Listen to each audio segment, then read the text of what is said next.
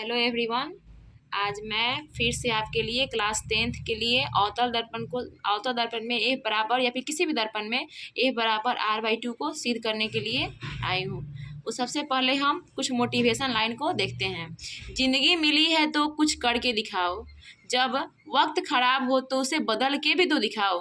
ठीक है, इसके साथ हम आगे इस चीज़ को आगे बढ़ाते हैं। को बेसिक जानने की ज़रूरत है। सबसे पहले हम इसमें बेसिक बातें जानेंगे कि इसमें बेसिक बातें किस किस चीज़ की ज़रूरत होती है। तो बेसिक बातें जानने के लिए हम चलिए पहले बेसिक बातें जानते हैं। हाँ चलिए, तो हम सबसे पहले बेसिक कॉन्सेप्ट को जानते हैं। ये फार्मूला को सिद्ध करने के लिए हमें बेसिक क्या बातें हमें जानना जरूरी है। ठीक है, सबसे पहले आपको तो पता है गोलीय दर्पण। जैसे ही हमारे दिमाग में गोलीय दर्पण आता है, क्या आता है? गोलीय दर्पण। गोलीय दर्पण कहते ही हमारे दिमाग में दो बातें आती है, अवतल दर्पण, अवतल दर्पण, अवतल दर्पण, और दूसरा क्या आता है आपका? उत्तल दर्पण। ठीक है, आगे देखिए पढ़ते, आपको तो पता है इसमें फोकस दूरी, फोकस दूरी क्या किस सूचित करते हैं? एफ से। और वहीं पे वक्रता त्रिज्या किस सूचित करते हैं हम? आर से। इसमें कोई डाउट किसी को भी नहीं हुआ होगा। ये सब बातें आप सब पहले से ही जानते होंगे। ठीक है, आगे पढ़ते हैं। हमको कुछ बातें इसमें जानना पड़ेगी। मत सोचिए कि मिस हमको मैथ क्यों पढ़ा रही है। मैथ मैं आप लोग को नहीं पढ़ा रही हूँ। फिजिक्स पढ़ना है तो फिजिक्स के कुछ फार्मूले को सिद्ध करने के लिए हमको मैथ की भी ज़रूरत हर जगह पे होती है। ठीक है, तो वहाँ पे मैथ हमको त्रिभुज बताना है वहाँ पे, कि वहाँ पे त्रिभुज कैसा होता है कैसा नहीं होता है। उससे पहले आप लोगों को पता होगा कि जब किसी त्रिभुज की सभी भुजाएं आपस में बराबर होती हैं तो कौन सी त्रिभुज होती है आपका? जब किसी त्रिभुज की दो भुजाएं आपस में बराबर होगी तब वो कौन से त्रिभुज होंगे? और जब किसी त्रिभुज की तीनों में से कोई भुजा आपस में बराबर ना हो तब वो त्रिभुज कौन सा होंगे? ठीक है, तो ये त्रिभुज तुम्हारा होगा समबाहु। बाहु मतलब क्या होता है बाबू? भुजा। दूसरा होता है समद्विबाहु, समद्विबाहु। और ये क्या होता है आपका? विषम बाहु। आई होप ये बातें आप जानते होंगे। ठीक है, अब ये बताइए कि समबाहु त्रिभुज में सभी कोणों का जो माप होता है कितना डिग्री होता है बाबू? 60 डिग्री। समबाहु त्रिभुज में सभी कोणों का जो माप होता है वो कितना होता है? 60 डिग्री। सभी कोण को हम नाम दे देते हैं ABC। ये क्या है? ABC। इसमें किसी को डाउट नहीं है। लेकिन समद्विबाहु त्रिभुज में क्या होती है? समद्विबाहु त्रिभुज में कोई दो भुजाएं आपस में क्या होती हैं? बराबर होती है। बस तीसरी भुजाएं आपस में उसके बराबर नहीं होती है। लेकिन इस कोण को देखें तो दोनों समान भुजाओं के आमने सामने कोण जो होती है ना आपस में बराबर होती है। देखिए इस भुजा के सामने कोण कौन है? इस भुजा के सामने कौन सा कोण है आपका दिख रहा है? ये। तो ये कोण क्या होगा आपका?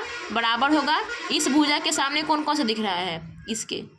मतलब दोनों जो ये कोण होगा उतना ही ये कोण है, यानी कि हम बड़ा सा बनाते हैं यहाँ पे समद्विबाहु त्रिभुज आपका।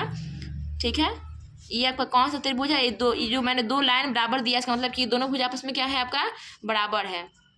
ABC। इसका कहने का मतलब मैंने क्या कहा?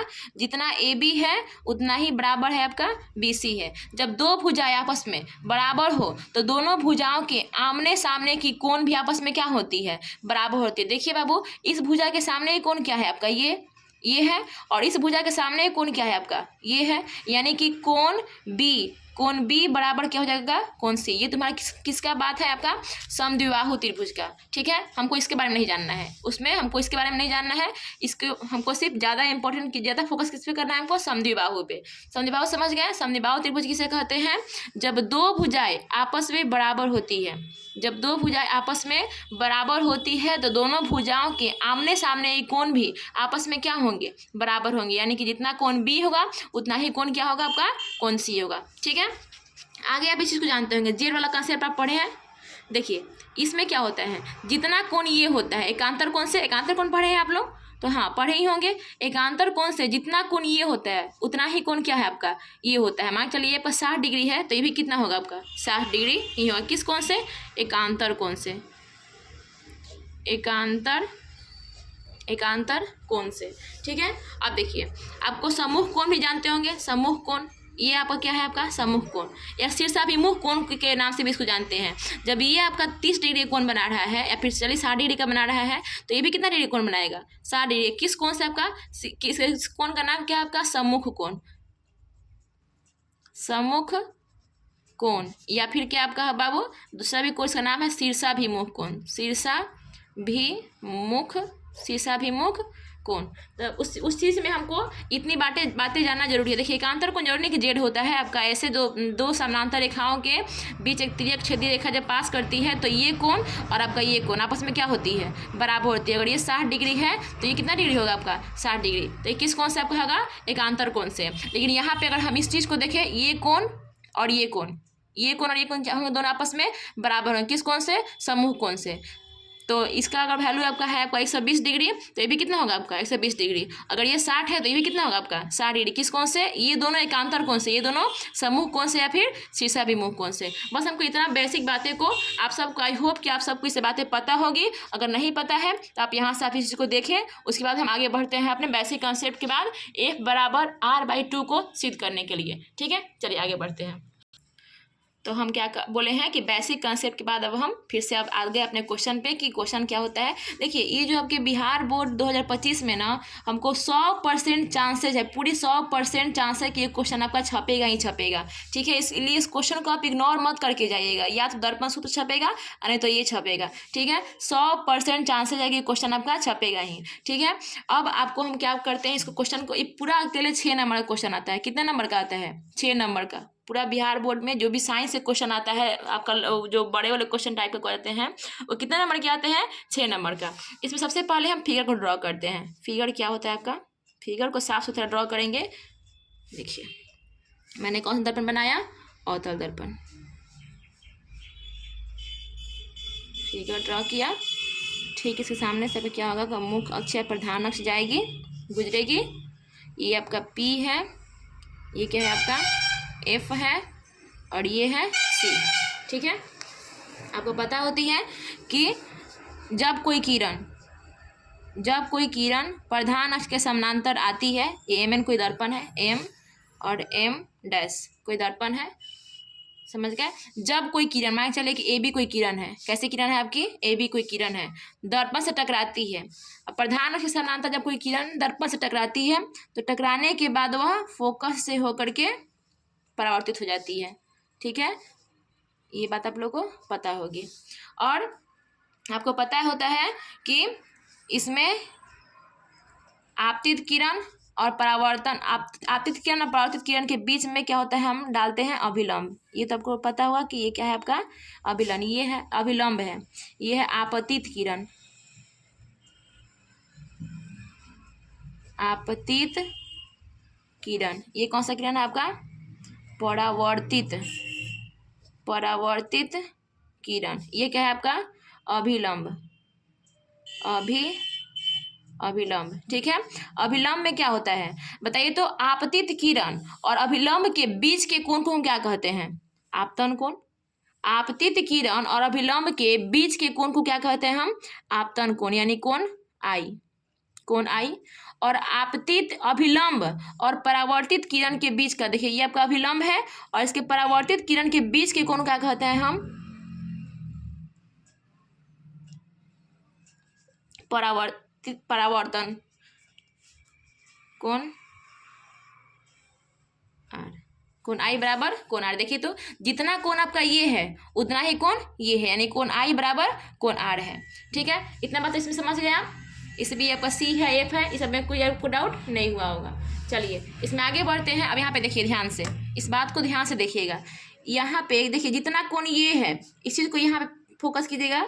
देखिए इस चीज़ को आप अगर ध्यान से देखते हैं तो यहाँ पे क्या बन रहा है, एकांतर कोण से बन रहा है ना, बनता प्रतीत हो रहा है ना। देखिए यहाँ से एक रेखा यहाँ पे कटा हुआ है, इस रेखा को, और यहाँ से भी कटा हुआ है। तो जितना कोण ये है बाबू, जितना कोण आई है ये, उतना ही कोण क्या है आपका, ये भी कोण कितना होगा, कोण आई होगा। जितना ये कोण होगा एकांतर कोण से, जितना ये होगा उतना ही क्या होगा आपका ये वाला कोण होगा। ठीक है ना, तो ये किस कोण से होगा वो, एकांतर कोण से। अब इसमें हमको कुछ नहीं, अब दूसरा पढ़े हम समद्विबाहु त्रिभुज का कंसेप्ट हम बाद में पढ़ेंगे। सबसे पहले आगे देखते हैं, इसको आगे सिद्ध करते हैं। देखिए एग्जाम में आप इतना फिगर बना दोगे ना तो आपका 2 नंबर का काम आप कर दिए। इतना फिगर साफ साफ सही सही बना दोगे तब कितना नंबर काम कर दिए, 2 नंबर काम बिल्कुल अच्छे तरह से कर दिए। ठीक है, इस चौराहे पे देखिएगा, यहाँ पे समद्विबाहु त्रिभुज आपको बताए हैं हम वहाँ पे। तो देखिए आपको पता है कि आपतन कोण परावर्तन कोण के क्या होते हैं, बराबर होते हैं। अगर ये आपतन कोण दोनों एक दूसरे के एकांतर कोण से जब बराबर थे, तब देखिए यहाँ पे इस त्रिभुज को देखिए ध्यान से, हम इस त्रिभुज को अच्छे से थोड़ा हाईलाइट करते हैं, ध्यान से देखिएगा। ये त्रिभुज आपको दिख रहा होगा, ये ट्रायंगल दिख रहा है। इस ट्रायंगल में आपको कौन सा त्रिभुज बन रहा है, समद्विबाहु त्रिभुज। कैसे, देखिए हम समद्विबाहु त्रिभुज में क्या कहे हैं, जब दो भुजाएं आपस में बराबर हो, जब दो भुजाएं बराबर हो तो दोनों भुजाएं के आमने सामने की कोण भी आपस में क्या होती है, बराबर होती है। यानी कि यहाँ पे देखिए आपको पता है कि आपतन कोण परावर्तन कोण के बराबर होते हैं। यानी कोण आई जो है आपको, कोण आई के ठीक सामने वाली भुजा कौन सी है आपका, ये है, माने बी एफ है। कोण आई के ठीक सामने वाली भुजा कौन सी है, बी एफ। और कोण आर, देखिए कोण आर के ठीक सामने, ये जो कोण है आपका, कोण आर के ठीक सामने कौन सी भुजा आपका है, सी एफ। कोण आर के ठीक सामने वाली भुजा कौन सा है, सी एफ। यानी कि आपका बी एफ, बाद में बताएंगे आपको आगे हम, जो आपका बी एफ है वो बराबर किसके है, सी एफ के। क्यों, बी एफ जो है किसके बराबर है, सी एफ के। क्यों बराबर है, आपके समद्विबाहु त्रिभुज से दोनों भुजा आपस में बराबर है। क्योंकि समद्विबाहु त्रिभुज हम जानते हैं कि समद्विबाहु त्रिभुज में जब दो भुजा आपस में बराबर होती हैं तो उन दोनों के आमने सामने की कोण भी जो होती है आपस में क्या होती हैं, बराबर होती है। ठीक है, इसके सामने की भुजा, इस कोण के सामने की भुजा ये है, इस कोण के सामने की भुजा ये है। इसलिए जब दो भुजा आपस में बराबर है तो इसके कोण भी आपस में क्या होंगे, बराबर होंगे। इतना बातें हम आपको पहले ही बता दिए। अब इसको क्या करना है, हमको सिर्फ लिखना है। ठीक है, जब इतना बात आप कर लोगे ना बाबू, तो आप सिर्फ 2 नंबर काम कर लिए। आगे हम लिखते हैं कि इसमें रचना क्या क्या दिया हुआ है। रचना क्या लिखेंगे हम, रचना।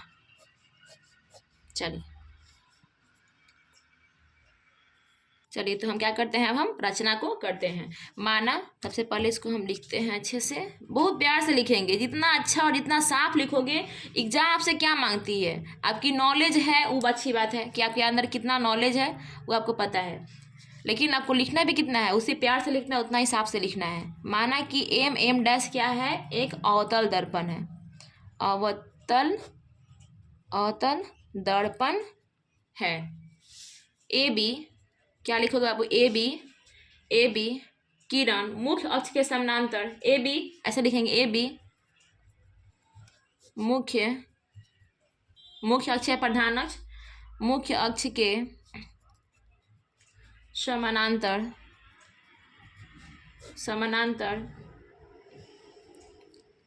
ए बी मुख्य अक्ष के समानांतर एक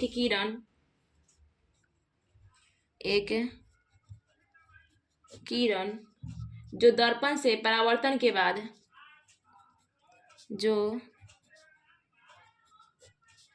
जो दर्पण से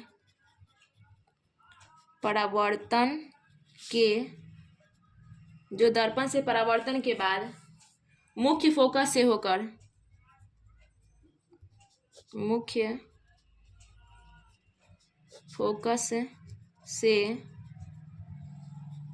होकर गुजर रही है।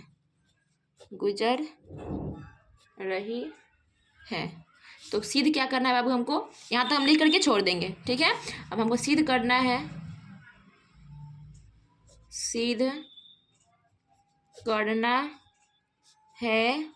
कि क्या सिद्ध करना है, F बराबर R/2।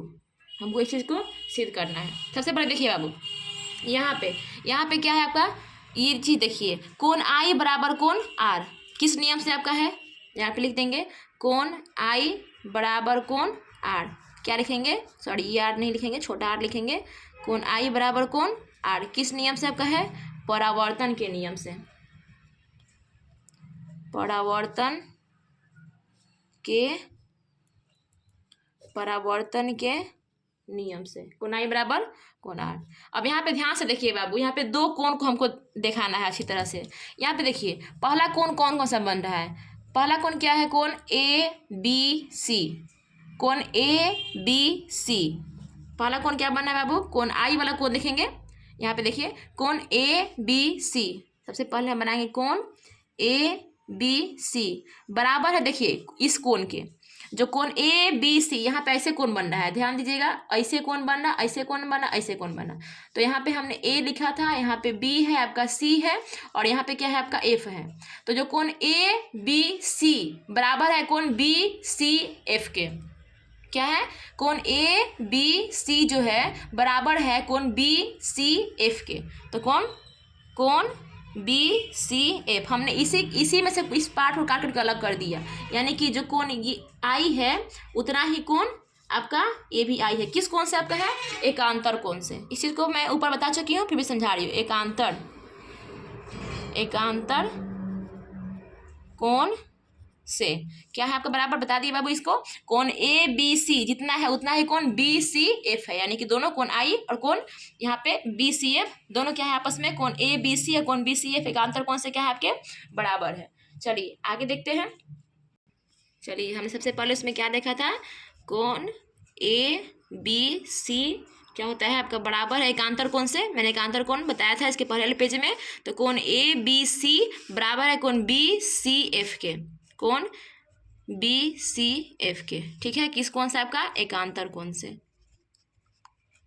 एकांतर कोण से। इसमें कोई डाउट किसी को भी नहीं हुआ होगा। अब हम इसमें देखते हैं, यहाँ पे इस त्रिभुज में आते हैं। किस में आते हैं? त्रिभुज में आते हैं। कोण को भी हम छोड़ देना है, अब हम आते हैं त्रिभुज में। देखिए त्रिभुज बी सी एफ, त्रिभुज बी सी एफ। मैंने बताया था कि जब दो कोण आपस में बराबर हो, यानी कि कोण आई और कोण आर आपस में क्या है, आपको पता है कि परावर्तन के नियम से हम जानते हैं कि जितना कोण आई होता है उतना ही कोण आर होता है, यानी कि दो कोण आपस में बराबर है। जब दो कोण आपस में बराबर हो तो उन दोनों कोण की जो भुजाएं होती है वो आपस में क्या होती हैं? बराबर होती है। यानी कि हम यहाँ पे देखेंगे त्रिभुज बी सी एफ में, त्रिभुज बी सी एफ में हम क्या देखेंगे? समद्विबाहु त्रिभुज को हम देखेंगे। समद्विबाहु त्रिभुज में आपका कौन कौन सा त्रिभुज है? देखिए जब ये दो कोण आपस में बराबर है, कोण आई और कोण आर क्या है आपस में बराबर है, तो इस कोण के सामने की भुजा क्या है आपका? C F. और इस कोण की, देखिए कोण आर के सामने की भुजा क्या है, यहाँ पे हम लिख देते हैं आप लोग को कन्फ्यूजन ना हो। कोण आर बराबर है कोण आई के। तो देखिए कोण आर के सामने की भुजा क्या है आपका? C F. ये सामने वाली भुजा है ना बाबू, कोण आर के सामने की भुजा सी एफ है, तो यहाँ पे सी एफ लिखेंगे। अब बराबर कोण आई, ये कोण है आपका आई है, इस कोण आई के ठीक सामने वाली भुजा कौन है? ये कोण है, कोण के ठीक सामने कौन सी भुजा जा रही है आपका? देखिए कोण के सामने कौन सी भुजा जा रही है आपका? B F. तो कौन सा होगा बाबू? B F. यानी कि एक ही चीज़ से होगा आपका इक्वेशन 1 मानेंगे, और एक किससे होगा? समद्विबाहु त्रिभुज से। ठीक है, किससे होगा आपका? समद्विबाहु त्रिभुज से। ये दोनों काम यहाँ पे हम लिख देते हैं समद्विबाहु, समद्विबाहु त्रिभुज से। आई होप आपको ये बातें समझ में अच्छी तरह से आई होगी। ठीक है, इसको हम क्या मान लिए? इक्वेशन 1 मान लिए। अब यहाँ पे एक बहुत छोटी सी चीज़ हमको लिखना है जो आप सबको ध्यान में रखना है। क्या लिखना है? जब बी ध्रुव के, जब ये बाबू जब बी है, एक बात बताइए, क्या आपको ये रेखा, ये आपका, सॉरी बाबू हमने थोड़ा सा ये कर दिया। देखिए यहाँ पे क्या है आपका, क्या आपको लग रहा है कि बाबू जो भुजा बी एफ है, भुजा बी एफ है, वो एफ और पी के बराबर है? दिख रहा है, लग रहा है? हमको तो कहीं से भी नहीं लग रहा है, लेकिन यहाँ पे आपके किसी भी बुक में आप जाओगे, कहीं पे भी जाओगे, तो ये चीज़ बताया जाता है कि जो आपका बी एफ है वो बराबर किसके है? पी एफ के। इसका मतलब कि बी एफ को अगर हम यहाँ पे करें, यहाँ पे करें, यहाँ पे करें, यहाँ पे करें, यहाँ पे करें, यहाँ पे करें, मतलब एक समय ऐसा आएगा बाबू कि आपका बी एफ जो है पी एफ के बराबर हो जाएगा। आएगा नहीं आएगा बाबू? एक समय जब मैं इस चीज़ को, आप जो परावर्तित किरण है, परावर्तित किरण को मैं घटाते जाऊँ, यहाँ से लाऊँ, यहाँ से लाऊँ, यहाँ से लाऊँ, यहाँ से लाऊँ, यहाँ से लाऊँ, एक समय जब यहाँ पे आपका जब बी एफ आएगा तो आपका एकदम बिल्कुल पी एफ के तरह ही, पी एफ के इतना बड़ा ही प्रतीत होने लगेगा। इसमें कोई डाउट नहीं ना है? तो इस चीज़ को हमको लिखना होता है, इस चीज़ को हम लिखेंगे पहले। तो क्या लिखेंगे हम? सबसे पहले लिखेंगे जब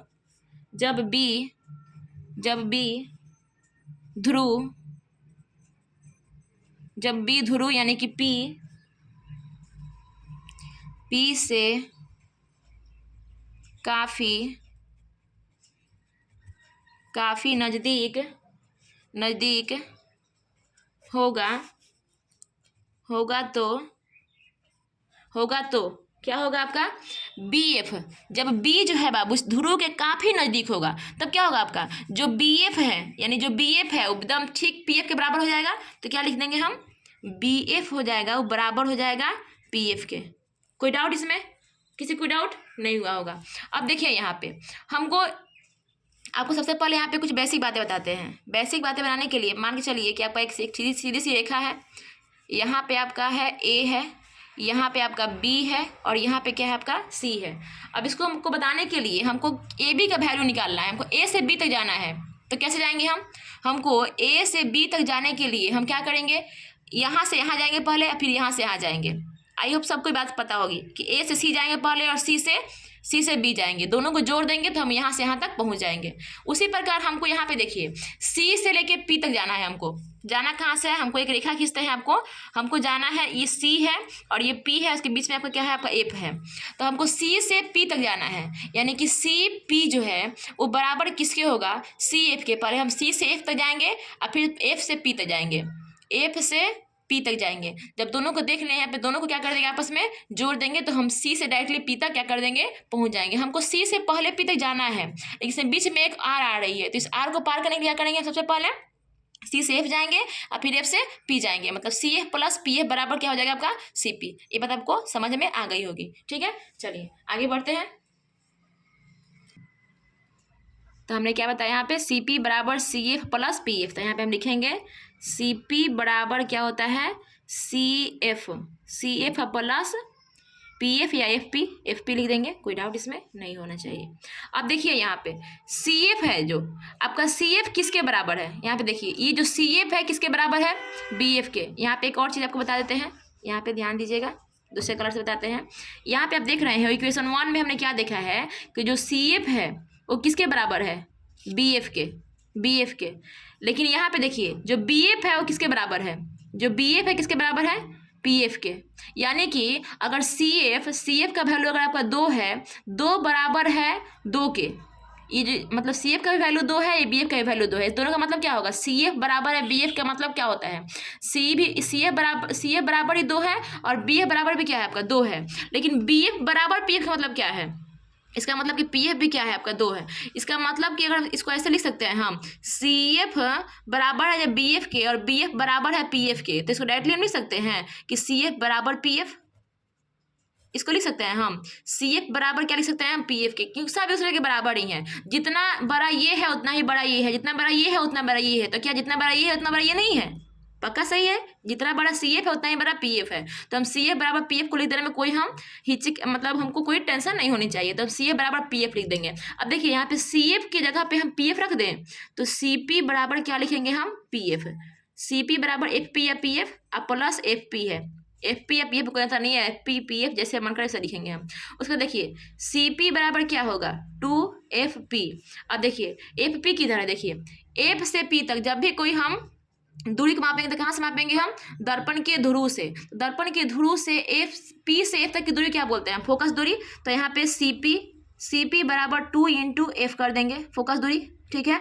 अब देखिए सी पी कहाँ है आपका, सी से पी तक, दर्पण के ध्रुव से सी तक की दूरी क्या कहते हैं, वक्रता त्रिज्या बोलते हैं। हम क्या बोलते हैं, दर्पण के ध्रुव से सी तक की दूरी को क्या कहते हैं, वक्रता त्रिज्या, यानी कि इसे आर दिखाते हैं। तो आर बराबर क्या होता है, 2f। हमको सूत्र क्या करना था, एफ बराबर फिर क्या हो जाएगा, ये आर इधर है और ये आप 2 गुना में तो क्या जाएगा भाग में, बराबर r/2 हमने सिद्ध कर दिया। आई होप ये आपको बहुत अच्छे से समझ में आई होगी। आपको समझ में आई तो आप अपने तक ही इस वीडियो को नहीं रखिए, इसको और आगे भी शेयर कीजिए ताकि आपको भी लाभ मिले और आगे जो बच्चे इसको अच्छी तरह समझना चाहते हैं उनको भी चीज़ें के लाभ हो, ठीक है। Thank you.